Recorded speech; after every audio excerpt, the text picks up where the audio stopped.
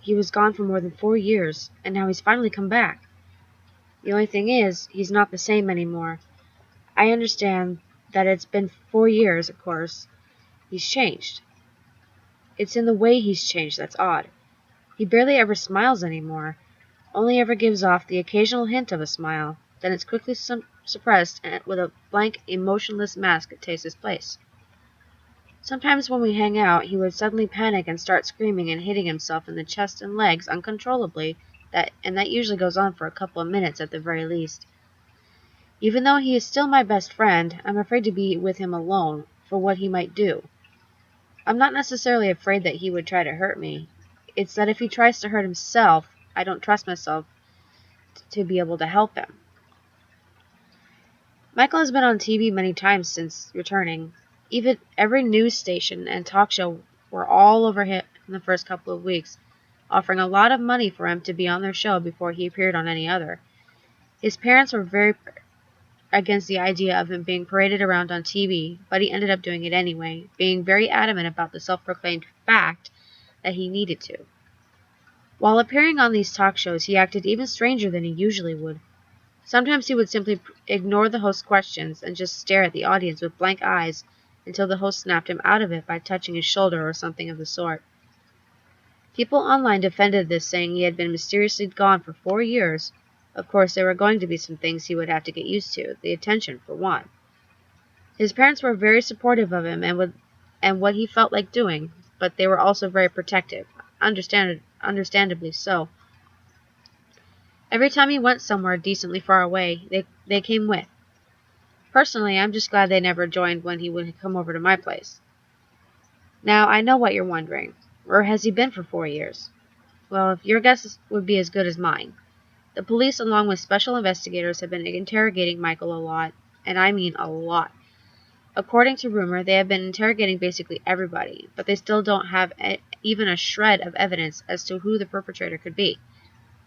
I've tried talking to Michael about it, but it must have been incredibly traumatizing because every time I try to ease into the subject, he ends up freaking out and having a panic attack, or just getting oddly mad and leave. After a few attempts, I decided that it would do no good for me to ask about it, and I would just wait until he was ready to tell me. And even though I desperately wanted to know what had happened, it was okay if that never happened. I would leave that to a psychiatrist from now on. One other thing about Michael's behavioral changes since coming back is that he acts abnormally when we do something that he enjoys. I took him to the skating park just last week, since skating was something he used to love, and he kept repeating with even intervals, "I like skating, Thomas."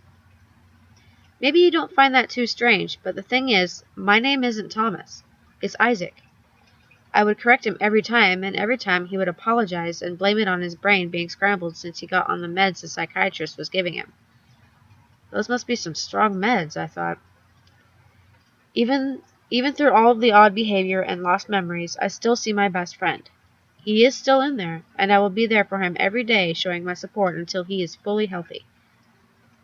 One day, I decided it could do him some good to go out, drink, and just relax. Surprisingly, he agreed and asked me to pick him up at 9. When I got to his house, it was 10 to 9 and he was still getting ready, so I sat down in the kitchen with his mom as she was getting dinner ready. We talked about everything under the sun, and I eventually brought up Michael's odd behavior at the skating park. What kind of meds does that psychiatrist have him on anyway? I mean, don't get me wrong, Michael's been acting out of sorts even before those, but it seems even worse now. I mean, he called me Thomas repeatedly. Michael's mother, Martha, gave me a look that told me she had no idea what I was talking about. What are you talking about, Isaac? Michael hasn't had any medication prescribed. The doctors told us that it would more than likely escalate his strange behavior and it could worsen his PTSD. By the mention of that last word, she lowered her gaze and looked incredibly sad for a split second, but when she looked up again, the sadness was gone and she acted like nothing had happened. Then she went back to chopping vegetables for supper. I think it's good that you're taking him out to have some fun. You're a good friend, Isaac. Just remember to be careful. I promise we'll be as careful as we possibly can, I said with a hint of sarcasm, and Martha smiled genuinely. I didn't have time to ponder what had just been said before Michael came jogging down the stairs. You ready? I asked him. Yeah, let's go. We said goodbye to Martha and got out to my car. That's when it hit me. Michael hasn't had any medication prescribed. That's what his mother said. Either he lied to me or he lied to her. But why? I had to know. Hey, Michael. What's up? You know at the skate park where you told me you were on, uh, about that whole Thomas thing because of the meds you were taking? Yeah, I mean, vaguely. I'm not. I gave him a deeply concerned look and almost ran us off the road. So much for being careful, I thought. I don't feel like talking about it, he finally said.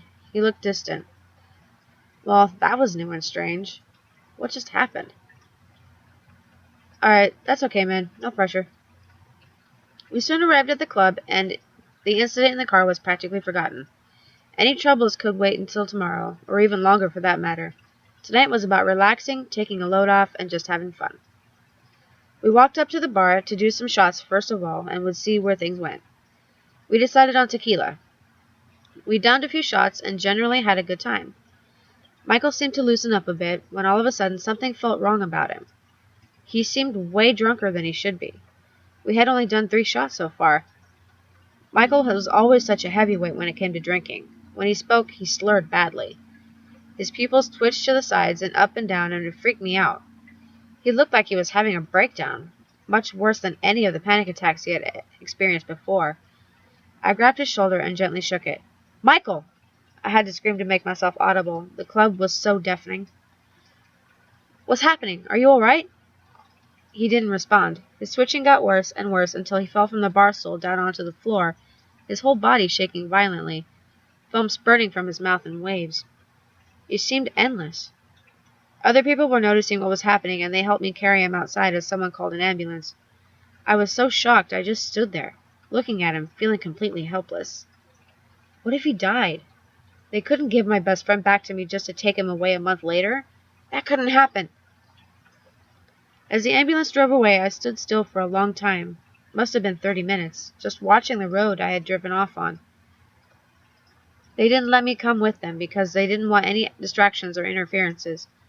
At the same time, as that had pissed me off, I understood them. I suddenly began sobbing uncontrollably and kicked a lone trash can into a wall as I screamed straight out into the night. An idea popped into my head as I stood there, devastated, and not a good one. Instead of going to the hospital to sit with my friend, or even informing his parents, which I was sure the hospital would do themselves anyway, I decided to go to the forest where he had gone missing. What was I searching for, you might ask? Nothing. Anything. Answers to all the questions spinning in my head. What had happened to Michael out in those woods? Who or what had done this to him? Was there any way for things to go back to normal? I asked myself that last thing over and over as I, enraged, drove down to the woods. I parked my car between a river and the beginning of the forest, grabbed a finally useful flashlight from the glove box, and started walking. If Michael was a heavyweight when it came to drinking, then I was a very lightweight, and I was very tipsy from the shots we had had. This made wandering through the woods alone at night more terrifying than I had anticipated. The wind howled and the leaves shook wildly in the trees. Just breathe, Isaac. In and out. Somehow talking made the forest even more unnerving, and just as I spoke, I thought I could hear footsteps behind me. There's not a damn thing here, I told myself in an attempt at mustering up some courage, but I knew that was a lie. Something was here. Something had taken Michael. Something had broken him, and it felt like something was watching me right at this moment. Footsteps again, or no, not footsteps. Dragging. Something was dragging against the ground close to me. That something was breathing heavily, wheezing in long, ragged breaths. I spun around, shining the flashlight all around me, but could see nothing. Another sound could be heard right in front of me. A twig breaking.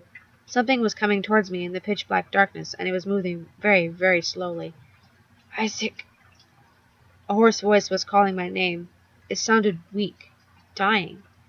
I slowly walked toward it, and what I saw made my heart stop in my chest. It was Michael lying on the ground, a bloody mess. Apart from the wounds, he looked almost identical to when I last saw him 4 years ago. I didn't even know what to think. My head was spinning. It's not real. You're not real, I finally blurted out.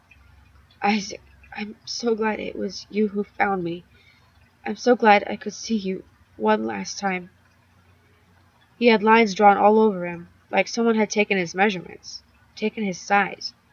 I don't know why, but I believed what I saw. I believed he was real. Tears streamed down my face as I sat down beside him, and I asked, "If you're real, then who was the Michael that came back?" I barely believed my own words as I spoke them. They gave me shivers to the bone. The Michael on the ground was trying to speak, but he was too weak. Instead, he rolled over. On his back was a scar right beside his spine. I breathed in sharply as I realized and collapsed in grief over Michael's now dead body. That scar had been there since he was 5. I now remembered that the Michael who returned didn't have one. Hey YouTube, Pixie Love here. Hope you liked that story. Please remember to like, share, and subscribe if you enjoyed this, and if you want to see more videos, don't forget to add comment down below. Thanks for watching. Happy viewing.